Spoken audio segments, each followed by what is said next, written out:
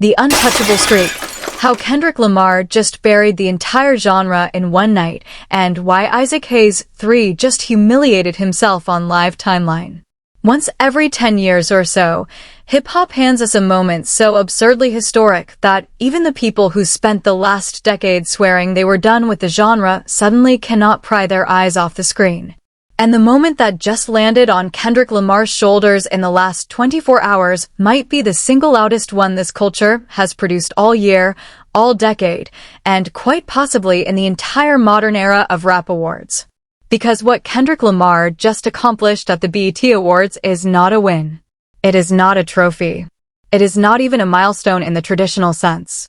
It is a full-blown rewriting of the record book in real time, and half the internet is currently in a meltdown so loud that people who swore they had unfollowed every rap page on earth are getting pulled straight back into the chaos. 5 straight years. 8 total trophies in one single category. 0 real competition standing anywhere within visible range. And right in the middle of that documented, undeniable, generational milestone, there is an entire pop-up army of grown adults on the timeline right now screaming that the man holding that trophy does not deserve it. So sit down, pour something, and lock in with me. Because we're about to take this thing apart brick by brick. Why Kendrick Lamar's latest BET dominance has detonated into the single most explosive argument hip-hop has had all year. Why the people screaming the loudest are standing on absolutely nothing when you actually check the receipts. And why Isaac Hayes 3 just embarrassed himself in public trying to invent a controversy that never even existed to begin with, all in a desperate attempt to swing at an artist who did not ask him for a single thing. Before this thing spirals into pure noise, we have to set the table properly, because facts are exactly what the haters keep leaving out of every single tweet they fire off.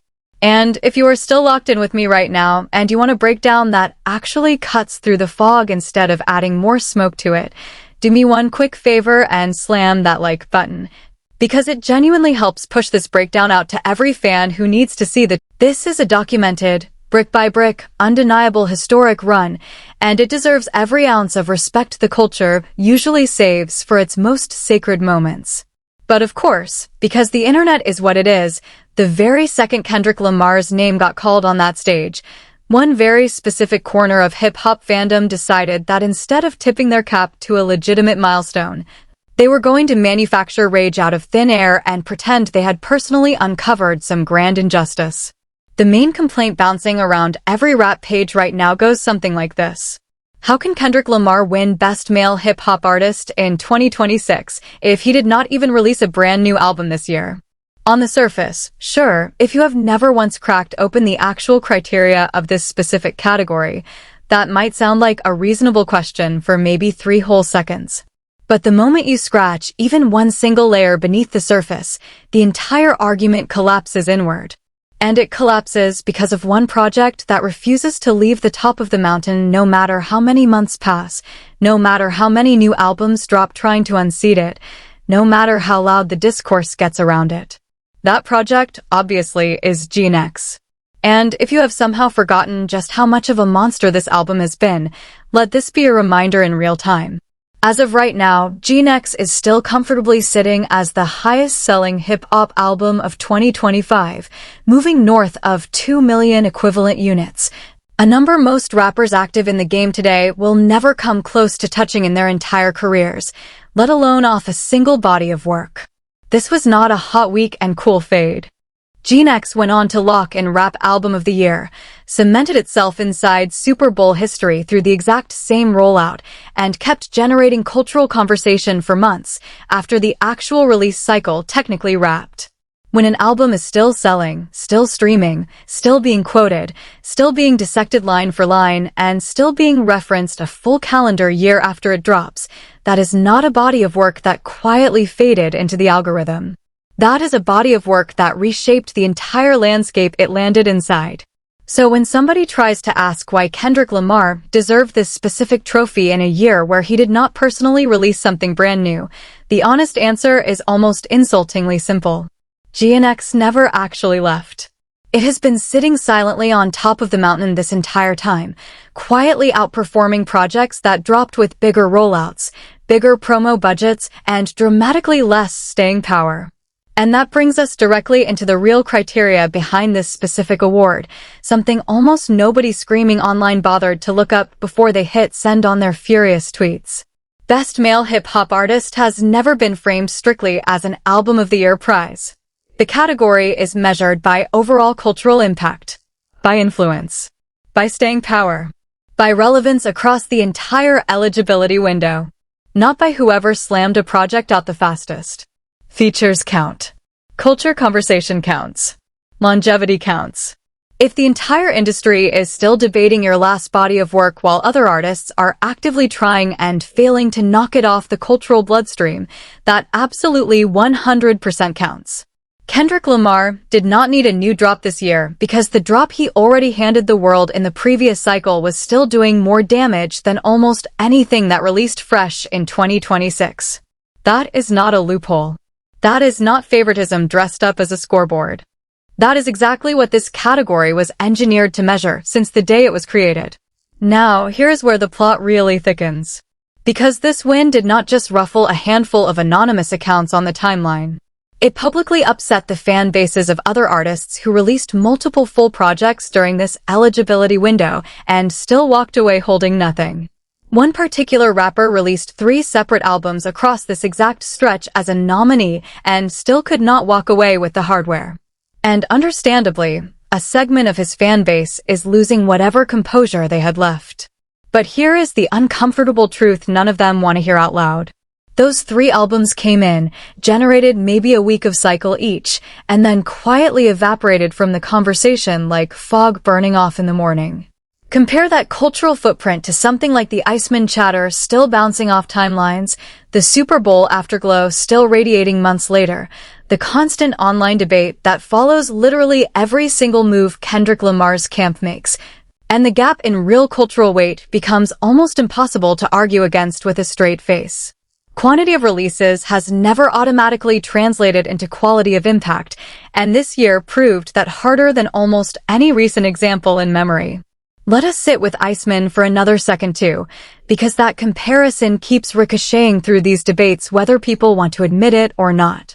If you actually put that project on and listen to it front to back, it plays less like a fresh standalone statement and more like a direct response, almost a sequel, to the world Kendrick Lamar constructed with GNX. It is the kind of listen where you basically need the foundation of the earlier album just to fully understand what the follow-up is even reacting to. The same way you need to watch an entire cinematic universe build up before the final crossover movie actually lands the way it is supposed to. That reality alone tells you exactly who is setting the pace in this whole conversation right now and who is quietly responding to it 2 full years later. And nobody wants to say that part out loud, but the tape does not lie. Now, here is where the real fireworks kicked in. Because the loudest reaction to this win did not come from confused fans arguing about metrics on Twitter. It came from one very specific, very familiar name who has essentially built an entire online personality out of being reflexively against Kendrick Lamar every single time Kendrick Lamar opens his mouth or wins anything anywhere. Isaac Hayes 3. Isaac Hayes 3 has spent what feels like actual years now positioning himself as some kind of anti-Kendrick propaganda outlet, constantly hunting for any excuse he can grab to downplay a victory the second it lands. This time, his big grand argument was that a completely different artist, one who was not even in serious contention for this specific category the way people assumed, somehow deserved this trophy instead. He tried to frame the entire result as some kind of manufactured industry-driven decision, tossing around phrases about award strikes and hidden agendas like he had personally cracked open a backroom conspiracy that no one else could see. Except there was no conspiracy. There was just Kendrick Lamar doing exactly what Kendrick Lamar has been doing for years now. Quietly outperforming the noise while everyone else scrambles to invent a fresh narrative that makes the outcome feel less inevitable than it obviously is. And listen, let us name exactly what happened here, because vague references are not going to do this saga proper justice. Isaac Hayes 3, a man whose entire online persona at this point revolves around finding a fresh reason to be upset every single time Kendrick Lamar wins anything, decided that the artist who should have taken home Best Male Hip-Hop Artist over Kendrick Lamar was Don Toliver. Not J. Cole. Not Drake. Don Toliver. And just to be crystal clear here, this is not a shot at Don Toliver at all, because Don Toliver got dragged into this manufactured mess through no fault of his own whatsoever. Don Toliver is talented. Don Toliver makes great music. Don Toliver has his own lane, his own audience, his own creative rhythm, and nobody serious in this conversation is trying to disrespect him as an artist. But trying to prop up Don Toliver as some kind of snub victim against Kendrick Lamar, when he simply has not reached anywhere close to the altitude Kendrick has been operating at across the last 2 years, especially coming off arguably one of the most dominant stretches any hip-hop artist has ever put together in modern memory, is not a fair fight. And everybody watching it unfold in real time could see exactly what was happening.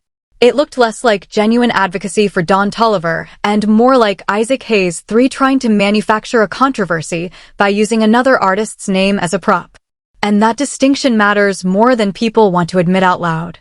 And here is what makes this entire spiral even more baffling. Because the logic behind it does not survive contact with the actual category description. Kendrick Lamar did not win Album of the Year at this ceremony.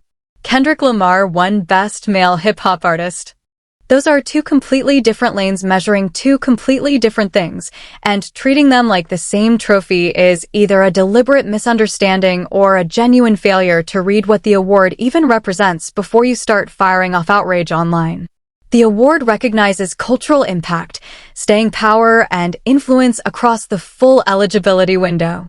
Not exclusively whoever managed to release the freshest project. And if longevity and staying power are genuinely part of the equation, then an older album that refuses to lose relevance can absolutely outweigh a brand new release that barely makes it a single news cycle before disappearing back into the algorithm. That is not favoritism dressed up as scoring. That is the category working exactly the way it was engineered to work from day one. And here is something else worth sitting with, because honestly, it is one of the funniest recurring patterns in this entire saga. Watch how quickly the goalposts move every single time Kendrick Lamar wins something. During Grammy season, the story was that Kendrick Lamar was some kind of industry favorite riding a wave of favorable voting from a small elite. Now that Kendrick Lamar is dominating a fan-voted category built on real engagement and real staying power, suddenly the story flips completely, and now he is being called an award darling instead.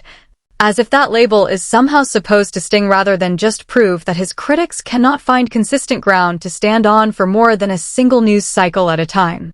You cannot lose an argument one night, invent a brand new one the very next morning, and then expect anyone actually paying attention to take you seriously the third time you switch stories. That is not criticism. That is a personality built on reaction, not analysis. Zoom out for a second here, and the bigger picture becomes almost unavoidable. How genuinely disconnected online outrage is from real-world cultural weight. Loud opinions on social media do not automatically transfer into real influence, real sales, real streaming behavior, or real staying power. What actually transfers into the real world is artistry, consistency, measurable impact. And those are the exact 3 things Kendrick Lamar has been stacking up relentlessly for years now, while a portion of the internet has been busy spending every ounce of its energy manufacturing brand new reasons to be upset about it. A huge chunk of the people posting the loudest angry reactions about this win almost certainly did not even take the time to actually vote during the ballot window. Yet somehow they found endless energy to complain about the outcome after the fact. And that pattern is not unique to hip-hop either. It is the exact same behavior you see in every public vote where people show up loudly for the results and stay completely silent during the part that actually mattered. Now, staying on Isaac Hayes 3 for one more beat here, because honestly, this was not an isolated incident and pretending otherwise would be missing the pattern entirely. This has to be somewhere close to the 100th time Isaac Hayes 3 has found a creative way to slide a jab at Kendrick Lamar into a completely unrelated conversation. Every single time Kendrick accomplishes something, Isaac Hayes 3 shows up trying to reroute the credit somewhere else. Whether that means propping up Drake, or propping up whichever artist happens to be nominated against him during that particular cycle, or manufacturing some kind of industry conspiracy to explain away a win that had nothing conspiratorial about it in the first place. At a certain point, the pattern stops looking like genuine music criticism and starts looking like a personality built entirely around being reflexively anti-Kendrick Lamar. And that honestly says a whole lot more about Isaac Hayes 3 as a public figure than it will ever say about Kendrick Lamar as an artist. Even voices inside the wider hip-hop commentary space have started calling this pattern out publicly. Names like Jacob B. and Well, both of whom carry TD-adjacent ties and both of whom weighed in on this exact controversy in real time, have made the same point plainly. Internet arguments do not carry weight in the real world. Jacob B. specifically pointed out that BET itself had already flagged Kendrick Lamar as the artist to beat heading into this category, that certain rival fan bases had a full public meltdown in the comment section over that framing alone, and that Kendrick still walked away with the trophy anyway regardless of how loud the pushback got. Jacob B. drew a direct line back to the Grammy cycle too, reminding everyone that smear campaigns were already attempted once before, hoping he would have a quiet night. And instead, he walked out of that ceremony with the loudest night of his entire career and left the building as the most awarded rapper in Grammy history. The pattern keeps repeating because the formula behind it never actually changes. Consistent output. Minimal noise. Results that scream louder than any tweet ever could. There is also a genuinely serious conversation buried underneath all this noise about what streaming numbers actually mean versus what they claim to represent. Streaming counts, sales figures, and chart positions can absolutely be inflated through passive listening, meaning music playing in stores, in restaurants, at parties, in the background of somebody's commute, without them ever actively choosing to press play. That kind of ambient exposure inflates a number without reflecting any genuine fan engagement. Compare that pattern to an artist whose name trends organically without dropping a single new track, whose old album is still generating fresh conversation 2 years after its release date, whose concerts consistently sell out as one of the biggest touring draws in the entire genre. One of those patterns reflects passive exposure. The other reflects a real, engaged, dedicated fan base that shows up every single time. And right now, by nearly every measurable standard beyond raw inflated streaming numbers, Kendrick Lamar's fan base is doing the heavy lifting in the second category, while certain other camps are quietly leaning on the first and hoping nobody notices the difference. Even beyond the numbers debate, just look at what is genuinely dominating timelines in real time. A completely unrelated controversy involving another veteran artist calling Kendrick Lamar's skill set into question instantly became the single biggest topic in hip-hop within hours, generating more conversation, more clips, more reaction videos, and more real cultural buzz than most full album rollouts manage to produce across an entire promotional cycle. That is the kind of gravitational pull you simply cannot manufacture with a marketing budget or an industry favor. That happens because the culture is still actively paying attention to every single move connected to Kendrick Lamar's name, whether he is the one making noise or simply the subject other people cannot stop talking about even when they try their hardest. Voices inside Kendrick Lamar's own camp have chimed in on this whole saga too, and their message has been refreshingly blunt. The internet's opinions and the real world's outcomes are simply not the same currency. Article after article, headline after headline, award season after award season, the pattern has stayed identical. Rival fan bases work themselves into a frenzy trying to manufacture doubt, trying to talk him down before the results even come in. And every single time, Kendrick Lamar walks out of the building holding the trophy anyway. Loudest night of the entire ceremony included. At some point, you just have to accept that opinions without receipts do not carry any real weight. What carries weight instead is showing up, putting in the work quietly, and letting the actual output speak for itself. Which is precisely the blueprint Kendrick Lamar has followed for years now, while everyone else keeps scrambling to find a fresh angle to attack him from. It is also worth mentioning that this entire firestorm did not stay contained to Isaac Hayes 3 and one commentator either. Once the win was officially announced, it did not take long before rival fan bases connected to both Drake and J. Cole started flooding comment sections and timelines with their own version of outrage, essentially arguing that because neither of their favorites walked away with anything, somehow that invalidated Kendrick Lamar's win, rather than simply reflecting the voting criteria as written. But here is the thing that keeps getting completely lost every single time this argument resurfaces. This is not actually a Drake versus Kendrick scoreboard, and it never has been. You cannot tally up wins and losses for either artist through tweets, through comment section warfare, or through manufactured outrage cycles that dissolve within 48 hours anyway. The only scoreboard that has ever mattered in this rivalry is the one built from real cultural impact, real sales, real streaming behavior from real engaged listeners, real touring numbers. And on every single one of those fronts, Kendrick Lamar continues to separate himself from the pack in ways that are almost impossible to argue against with a straight face. So where does that leave the discourse right now? It leaves it exactly where it always ends up whenever this specific debate resurfaces. A 5-year unbeaten streak. 8 total trophies inside a single category. A commercial monster of an album that refuses to stop performing more than a full calendar year after release. A fan base that shows up to vote, shows up to stream, and shows up to fill arenas without needing a brand new single to justify the loyalty. And on the other side, a rotating cast of critics who keep quietly rewriting their argument every single time the last one collapses under basic scrutiny. Plus Isaac Hayes III, who somehow managed to humiliate himself trying to manufacture a snub narrative that never actually existed in the first place. None of this means the artists caught in the crossfire of this manufactured drama deserve any disrespect either. This entire situation is not really about tearing anybody else down. It is about recognizing a genuine historic milestone when it happens in real time and refusing to let manufactured outrage rewrite what actually took place on that stage. 5 straight years has never happened before in this category. 8 total wins has never happened before in this category. And whether the loudest corners of the internet want to accept it out loud or not, the numbers, the streak, and the staying power all quietly agree on exactly the same conclusion. The scoreboard has already spoken. The trophies are already on the shelf. The receipts are already public record. And every single attempt to rewrite that reality on Twitter has failed spectacularly in front of millions of people who are watching whether they admit it or not. Now here is where I actually need you in the conversation. Because the comment section on this one is about to be an absolute war zone regardless of which side of this debate you personally land on.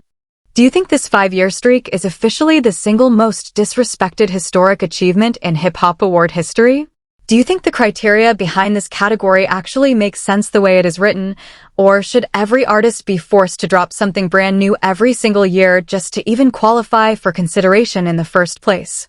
And most importantly, do you think Isaac Hayes III finally learned his lesson after this latest attempt blew up spectacularly in his face in front of everybody watching? Or is he already at home right now cooking up his next manufactured controversy as we speak? Drop your take in the comments below right now. Because I guarantee this section is going to be pure chaos within the hour, and I want to see exactly who is standing on what side when the smoke finally clears. If this breakdown genuinely hit for you, tap that like button so more real fans see it. Subscribe if you have not already, because there is a mountain of Kendrick Lamar coverage coming down the pipeline that you are not going to want to miss.